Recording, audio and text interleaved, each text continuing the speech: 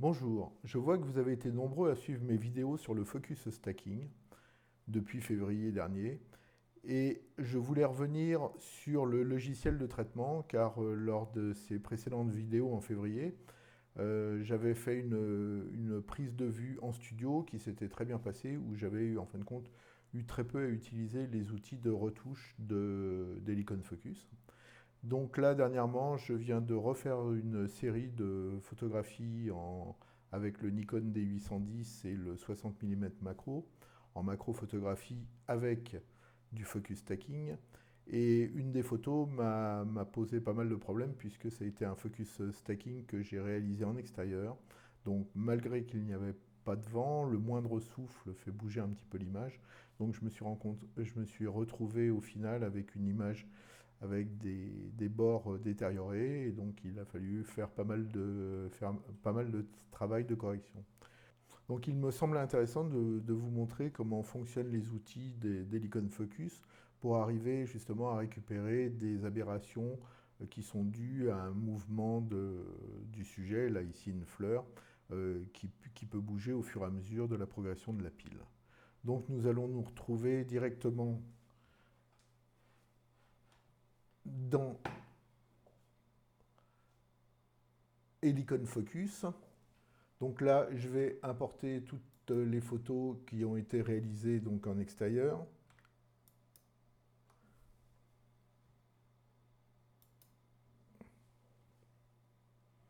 Donc ça fait 34 photos. Donc je vais vous montrer les différences qu'il y a entre la première photo de la pile et la dernière.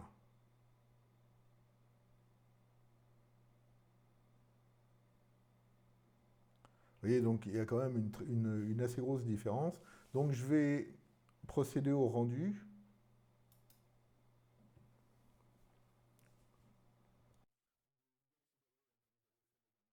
Donc après, je ne reviens pas sur tout le principe de la prise de photo donc, au rail millimétrique. J'ai déjà fait une vidéo là-dessus, donc en extérieur, ça ne change pas. Et je n'interviendrai pas non plus sur tout le travail que j'ai pu faire sur Photoshop et avec les filtres de la Nik Collection. Je voulais vraiment, dans cette vidéo, vous montrer tout le travail qui est fait dans Helicon Focus pour arriver à corriger la photo et qu'elle soit acceptable avant de la traiter dans Photoshop ou dans un autre logiciel.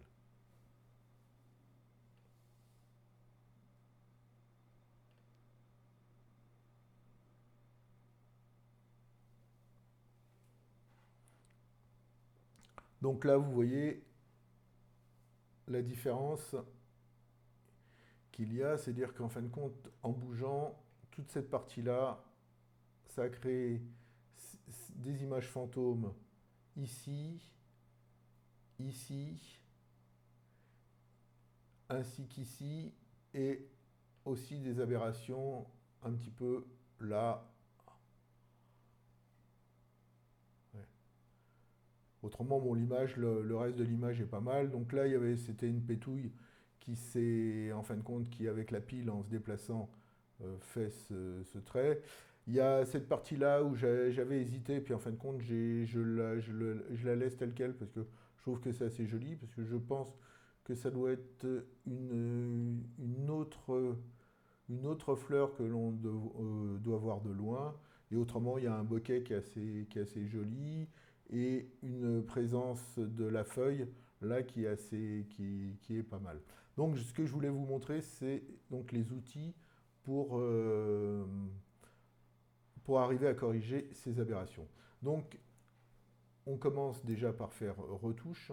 Donc vous avez deux outils. Vous avez le premier outil est un outil où en fin de compte vous allez prendre sur une des images sources une partie que vous allez cloner sur l'image finale pour arriver à enlever, là je vais vous montrer en prenant la dernière qui doit être à mon avis la plus propre,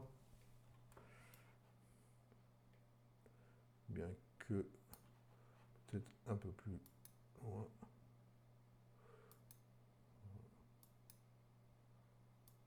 Voilà. C'est même celle-là. Par exemple, cette partie-là, cette partie-là, c'est celle qui va être la plus propre. Donc ici, j'ai un curseur qui me permet de jouer sur la taille du pinceau, sur la dureté. Donc c'est assez bien d'avoir une dureté à peu près sur 10. Il faut mieux revenir plusieurs fois sur l'image plutôt que d'un coup, en fin de compte, faire une modification qui est violente et où on va faire des retours en arrière qui n'est pas évident. La tolérance couleur, je la laisse à 100% et la luminosité, je la laisse à 0. Donc là, je vous montre ce que ça donne. Et donc en fin de compte, on passe le pinceau sur la partie à modifier. Donc là, je vais aller un peu plus bas. Oh. Non, encore même un peu plus loin.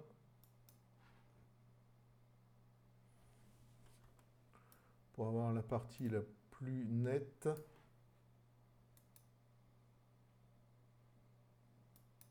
Non, là, je repars dans le flou. Ouais. Donc là, je pense que je suis dans la partie la plus nette sur cette zone-là de l'image. Vous voyez? Donc là, je supprime cette partie-là, ainsi que la partie... Alors, je vais réduire un peu la taille du pinceau. Je vais essayer de ne pas toucher à cette partie-là, parce que celle-là, par contre, est nette, et là, autrement, je vais la détériorer. Donc là, je peux enlever déjà toute cette partie-là. Et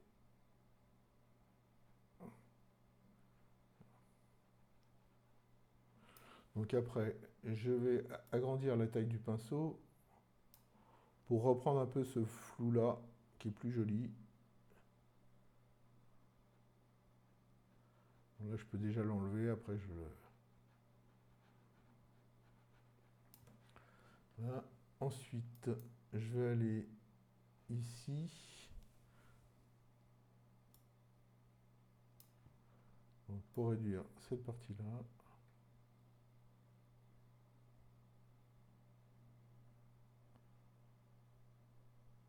Je vais continuer, aller jusqu'à là. Là, je peux aller ici. Et je peux récupérer la partie haute aussi.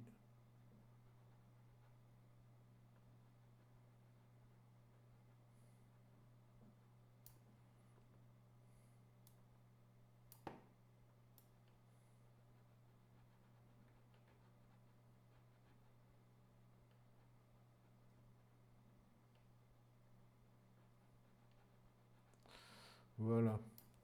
Donc vous voyez déjà par rapport à tout à l'heure, il y a déjà une nette amélioration. Donc ici, là, je commence à récupérer un peu de netteté, donc je vais monter un peu plus loin, non. Voilà. Donc je pense qu'ici, je vais avoir la meilleure netteté.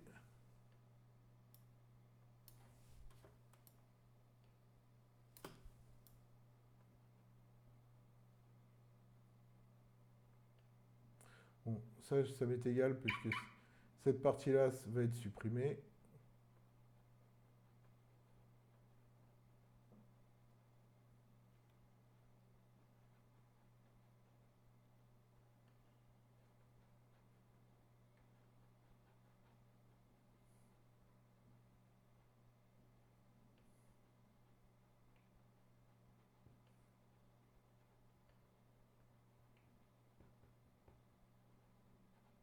Voilà. Et donc après, je vais travailler cette partie-là.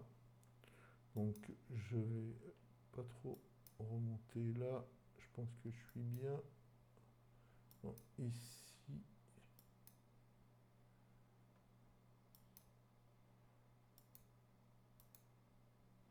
Ouais, donc ça doit être cet endroit-là. Donc là, je vais supprimer toute cette partie.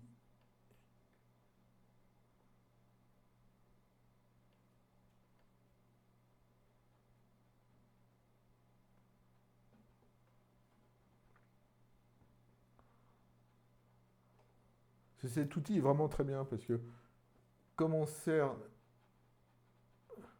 comme on sert d'une image où il y a vraiment une bonne netteté, on arrive vraiment à récupérer les détails que l'on cherchait, alors que sur Photoshop, c'est faisable, mais c'est beaucoup plus compliqué et je ne suis pas sûr du tout d'arriver au même résultat.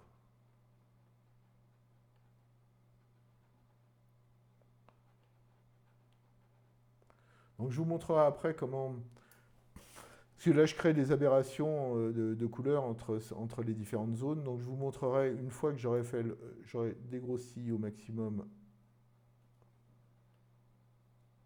toutes, toutes ces bavures, je vous montrerai comment on récupère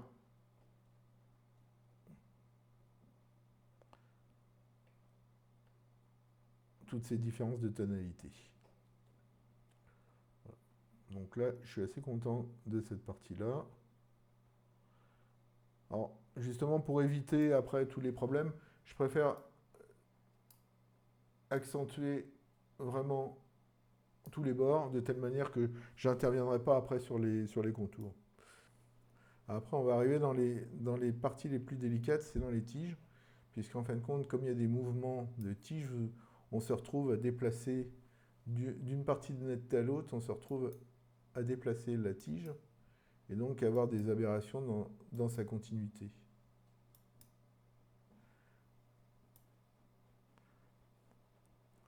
Donc ça, en général, on fait le maximum qu'on peut avec Helicon Focus, et si vraiment il y a des aberrations trop importantes, on peut finir ça après avec Photoshop, avec l'outil tampon ou avec la plume.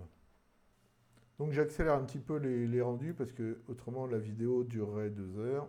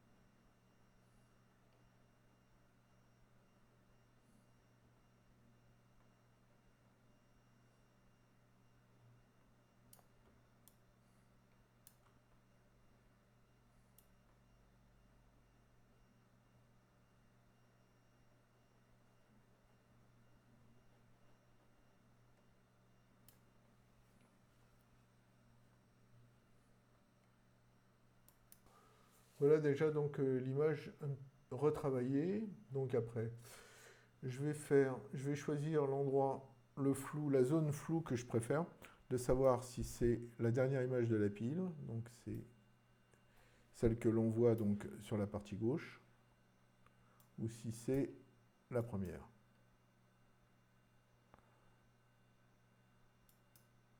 Je trouve que la dernière est plus lumineuse, donc je vais opter pour la dernière. Donc ce que je vais faire, c'est que là, je vais agrandir la taille du pinceau et je vais diminuer fortement la dureté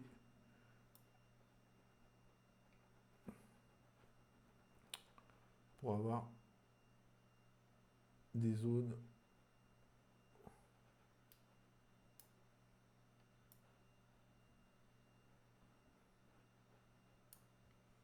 donc après. Donc ça, je corrigerai toutes les petites pétouilles là comme ça, celles-là, je les corrigerai dans Photoshop.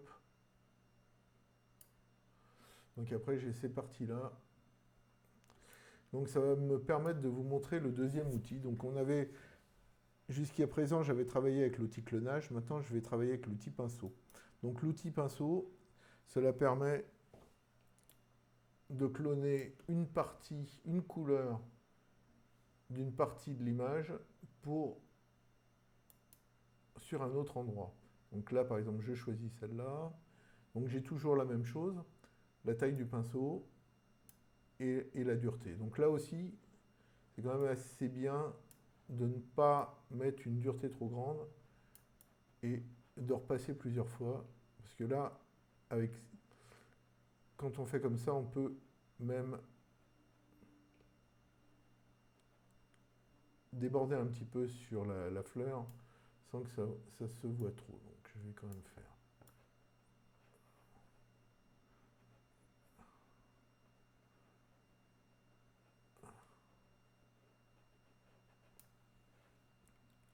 Ça, je vais regarder un petit peu la forme que ça peut avoir. Donc là, je vais plutôt faire comme ça ici. Voilà. Donc je vais laisser ça comme ça. Je vais juste ici.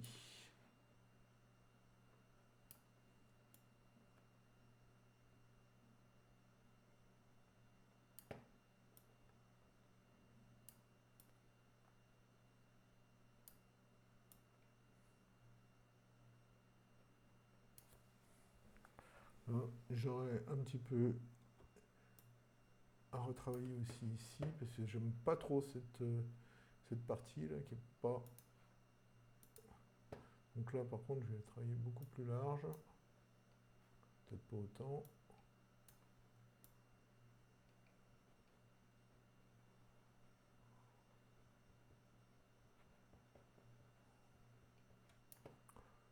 Mettre un peu plus de dureté.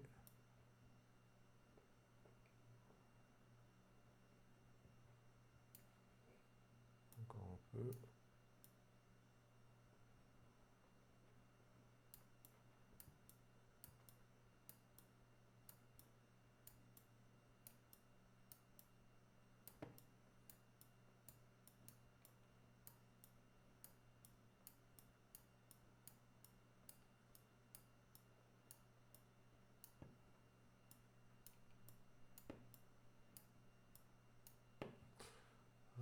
Donc après, je vais réduire la taille. Je vais enlever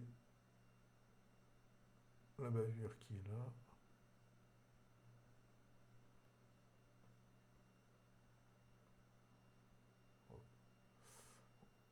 Je vais supprimer ça. Tant pis, c'est pas grave.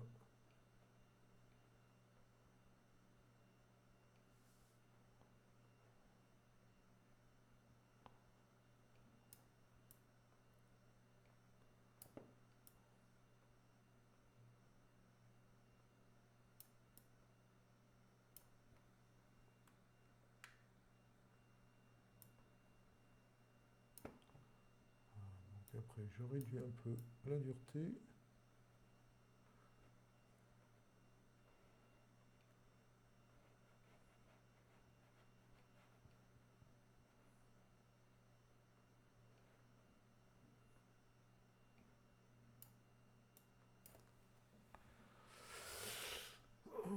Voilà. Donc après, il y a cette partie-là. Celle-là, je pense, soit je la laisse comme ça, soit autrement je l'aurais enlevée dans Photoshop. Donc, il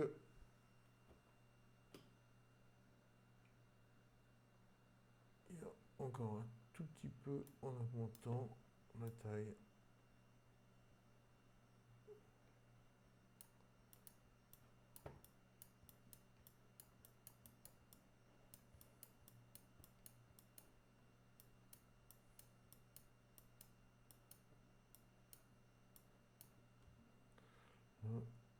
Ensuite. Donc voilà, nous sommes arrivés à la fin de cette vidéo qui était un peu longue. Je voulais vous montrer l'utilisation des outils d'Helicon Focus sur une photo un petit peu compliquée, comme vous l'avez vu, avec pas mal de retouches.